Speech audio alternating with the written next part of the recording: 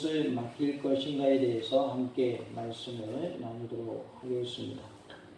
우리가 살아감에 있어서 내려놓아야 할 것들이 많이 있는데요. 왜냐하면 우리 힘으로 되지 않기 때문에 그렇습니다.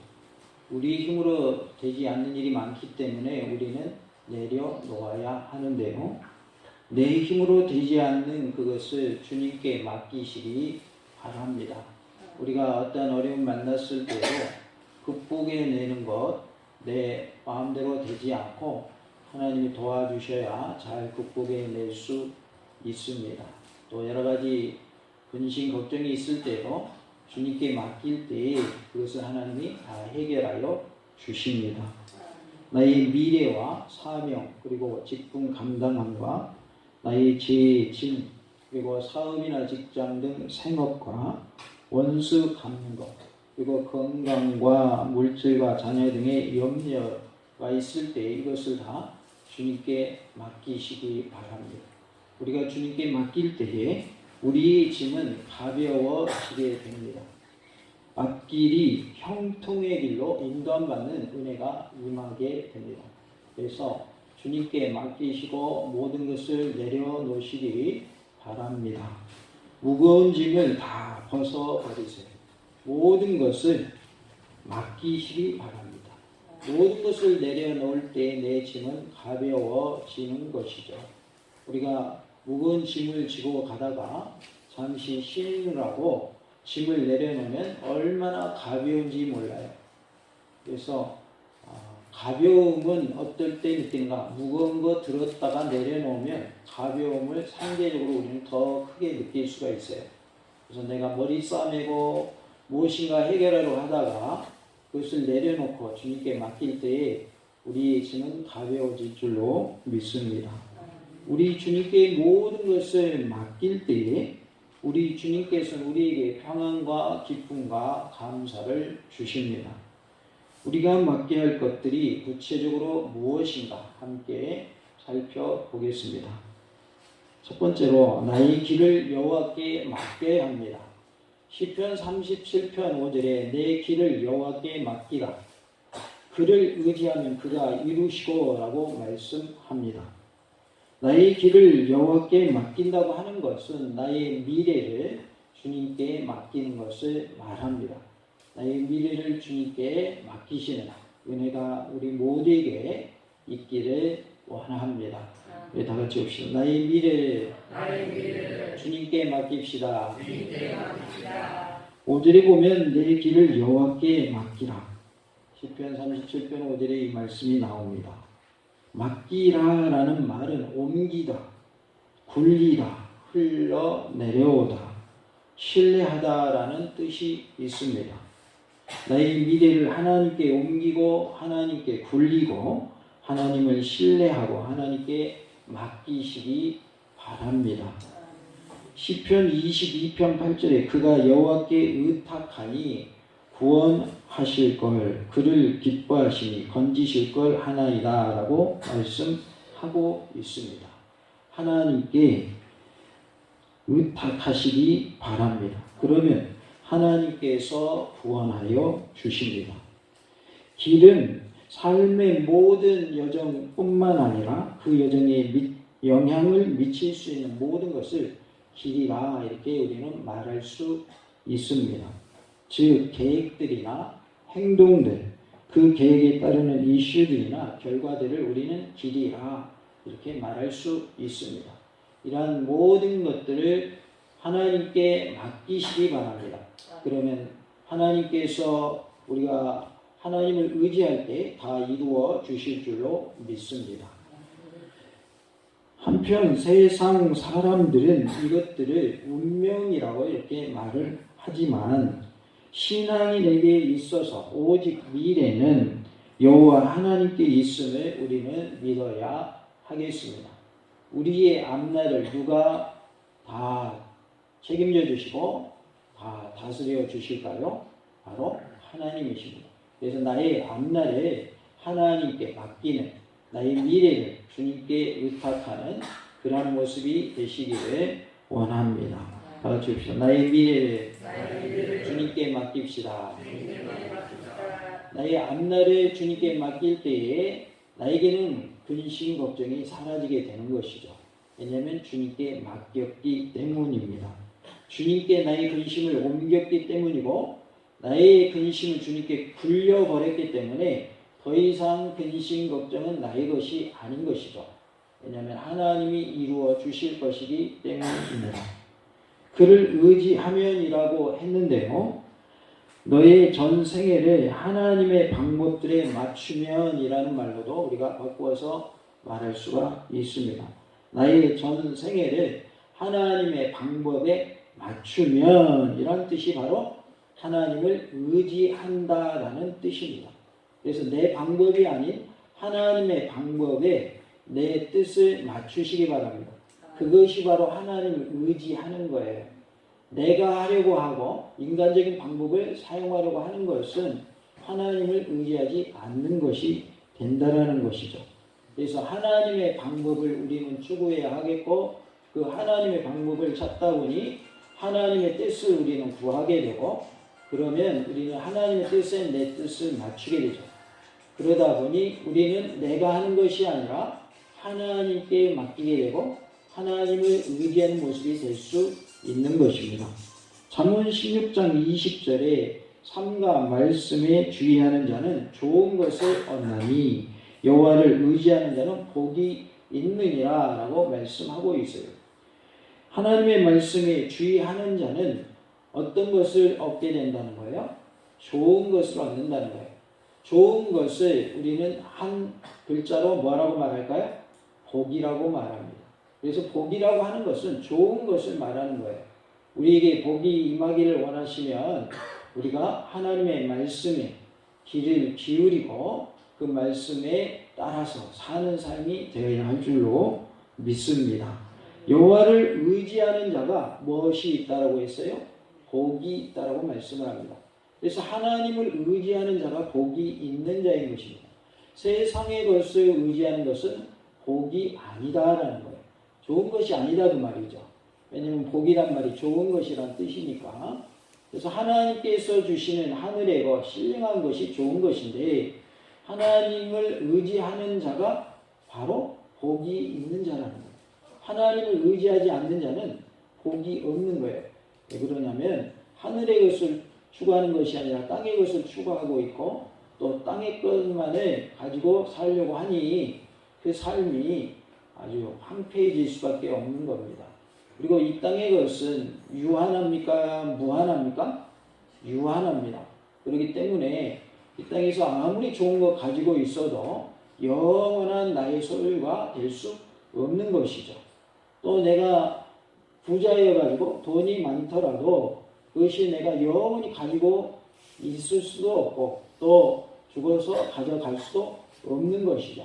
그렇기 때문에 내가 누리고 있는 것, 부귀, 영화, 권세 모든 것이 유한하다는 것이고 제한적이라는 것이죠. 그러나 하나님이 주시는 복은 영원하며 제한이 있어요, 없어요? 제한이 없습니다. 그러기에 하나님을 의지할 때 하나님이 주시는 복을 우리가 누려야 하겠고 또 하나님을 의지하는 자체가 뭐가 되는 거예요? 복이 되는 줄로 믿습니다. 잠언 28장 26절에 자기의 마음을 믿는 자는 미련한 자요 지혜롭게 행하는 자는 구원을 얻을 자니라 라고 말씀을 합니다. 자기의 마음대로 행하는 것은 어떻게 표현을 하셨냐면 미련하다라고 표현을 하셨어요. 그러니까 내 생각대로 하려 하지 마시고 하나님의 방법대로 하나님의 뜻대로 행하는 자 되시기 바랍니다. 지혜롭게 행할 때 무엇을 주신다고 그랬냐면 구원을 얻는 은혜를 주신다고 그랬어요. 그래서 우리가 내 마음대로 내 생각대로 하는 것이 아니라 하나님의 뜻대로 행할 때 하나님 우리에게 구원의 복을 주시는 줄로 믿습니다.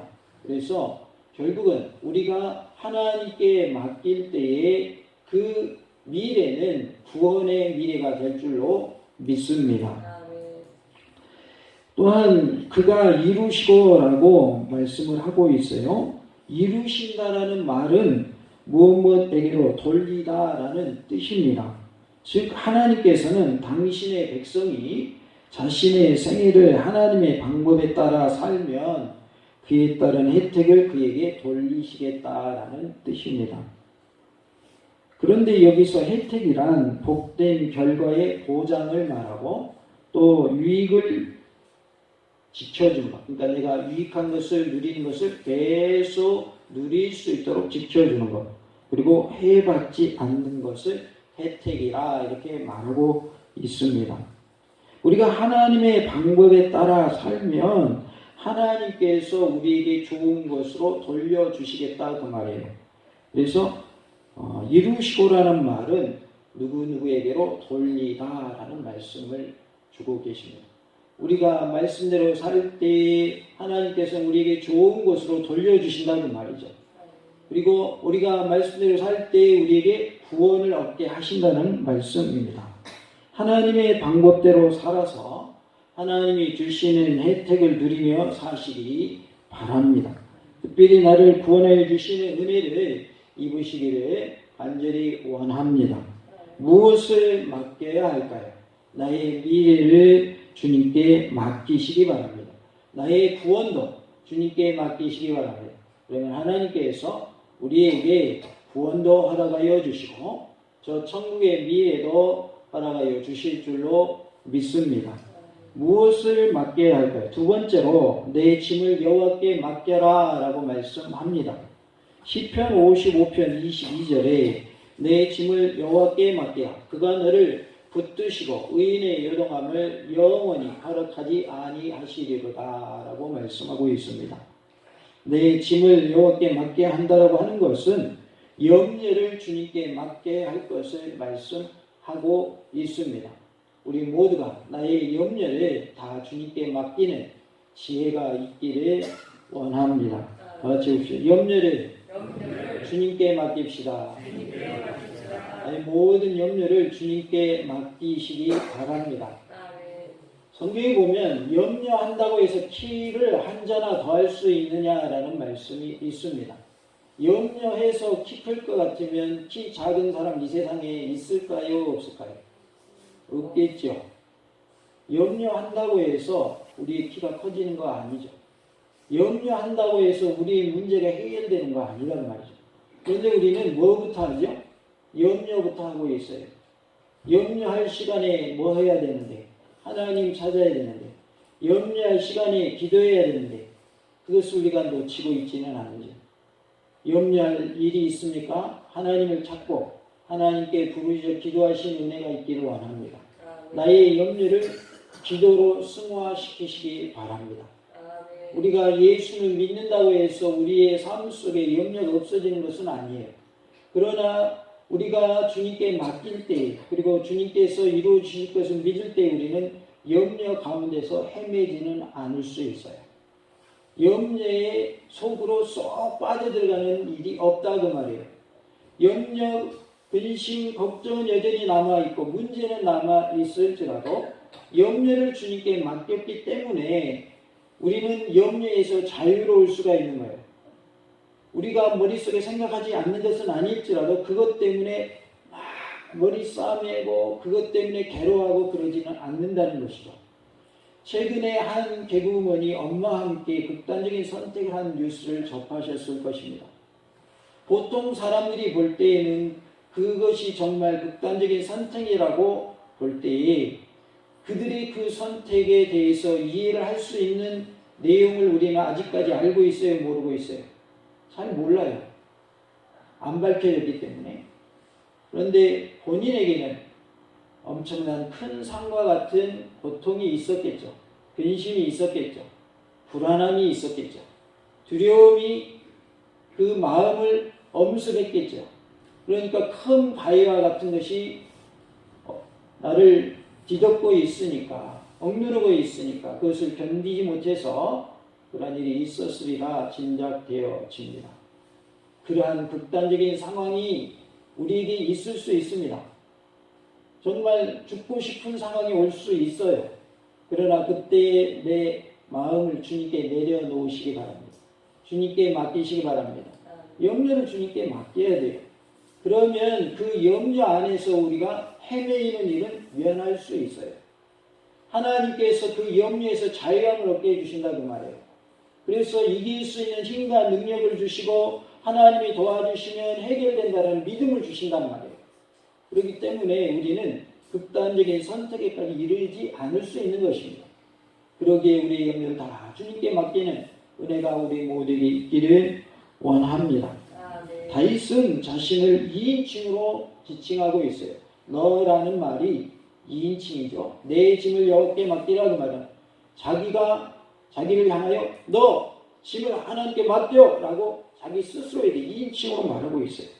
너라는 표현을 쓰고 있다는 말이죠. 자기한테 많은 말입니다. 압살롬과 아히도벨의 반역 사건을 통해서 깨닫게 된 결론을 말하고 있는 것입니다. 내 짐이라고 했는데 이것은 주다라는 말에서 온 명사인데 너의 목, 내게 주어진 것이라는 뜻입니다. 구체적으로 다윗을 짓누르던 염려와 근심을 말하고 있어요. 그래서 너에게 있는 그 짐을 맡겨라 라고 말씀하고 있는 것이죠. 다 같이 봅시다. 나에게 있는 근심 걱정을 주님께 맡깁시다. 베드로전서 5장 7절에 너희 염려를 다 주께 맡기라. 이는 그가 너희를 돌보심이라 라고 말씀합니다.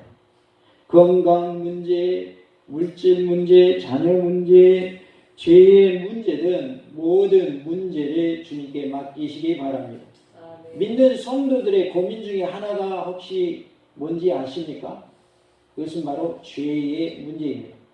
나는 하나님의 사람이고 구원받은 백성인데 왜 자꾸 죄를 짓는가라는 것이 우리의 고민 중에 하나일 것입니다.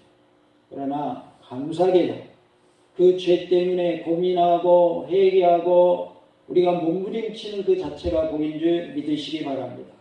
왜냐하면 죄에 대해서 전혀 무감각하고 죄를 죄로 여기지 않으며 마음껏 죄 짓고 사는 사람들이 이 세상에는 너무나도 많기 때문입니다.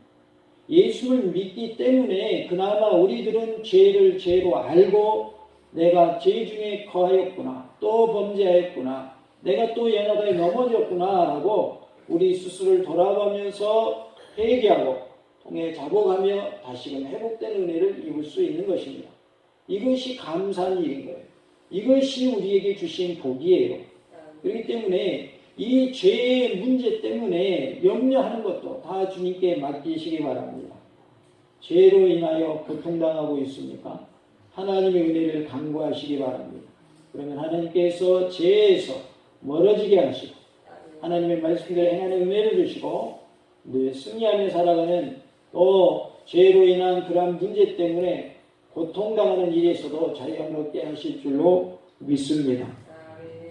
빌립보서 4장 6절 7절에 보면 아무것도 염려하지 말고 다만 모든 일에 기도와 간구로 너희 구할 것을 감사함으로 하나님께 아뢰라 라고 말씀합니다. 그리하면 모든 지각에 뛰어난 하나님의 평강이 그리스도 예수 안에서 너희 마음과 생각을 지키시리라 라고 또한 말씀하십니다. 아무것도 염려하지 말고 모든 일에 기도와 간구로 감사함으로 하나님께 아뢰시기 바랍니다. 하나님께서 평강을 주시고 평강으로 우리의 마음과 생각을 지켜주실 줄로 믿습니다. 그래서 근심, 걱정의 반대는 평안, 평강, 평화입니다. 너를 붙드시고 라고 말씀하고 있는데 붙드시다라는 말은 기르다 혹은 먹을 것을 주다라는 뜻인데요. 주님께서 우리에 필요한 모든 것을 공급해 주신다는 뜻입니다. 창세기 47장 11절 12절에 요셉이 바로의 명령대로 그의 아버지와 그의 형들에게 거주할 곳을 주되 애굽의 좋은 땅 람셋을 그들에게 주어 소유로 삼게 하고 또 그의 아버지와 그의 형들과 그의 아버지의 온 집에 그 식구를 따라 먹을 것을 주어 봉양하였더라 라고 말씀하십니다. 하나님께서 애굽의 총리가 된 요셉에게 아버지 야곱과 형들과 또 아버지 집 온 식구들에게 먹을 것을 주어서 봉양하게 하십니다. 창세기 5장 50장 21절에 당신들은 두려워하지 마소서. 내가 당신들과 당신들의 자녀를 기르리이다 하고 그들을 강국한 말로 위로하였더라 라고 말씀합니다. 요셉이 자기를 팔아먹은 형들에게 두려워하지 말라고 하면서 자기가 형들과 형들의 자녀를 기르겠나라고 위로하면서 안심시키는 내용이 나오고 있습니다. 하나님께서 우리를 먹이시고 입히시고 기르시며 필요한 모든 것을 공급해 주심을 믿으시고 염려를 다 주님께 맡기시기 바랍니다. 요셉을 통해서 야곱과 또 야곱의 아들들과 모든 손자 손녀들 온 식구들을 먹이게 하신 것이 누가 하신 일일까요? 하나님께서 하신 일입니다. 마찬가지로 우리의 삶 속에 필요한 모든 것도 하나님이 사람을 사용하셔서 우리에게 필요한 것을 채워주시고 공급하여 주실 줄로 믿습니다. 우리가 무엇을 하나님께 맡겨야 할까요? 나의 미래와 나의 염려를 주님께 맡기심으로 승리하며 사시는 은혜가 있기를 간절히 원합니다. 나머지 내용은 또 다음 기회에 또 말씀 함께 나누도록 하겠습니다. 우리 모두가 모든 것을 주님께 맡김으로 예수 안에서 참 자유를 누리고 참된 행복을 누리며 사는 복된 삶이 다 되시기를 간절히 원합니다. 할렐루야! 아멘.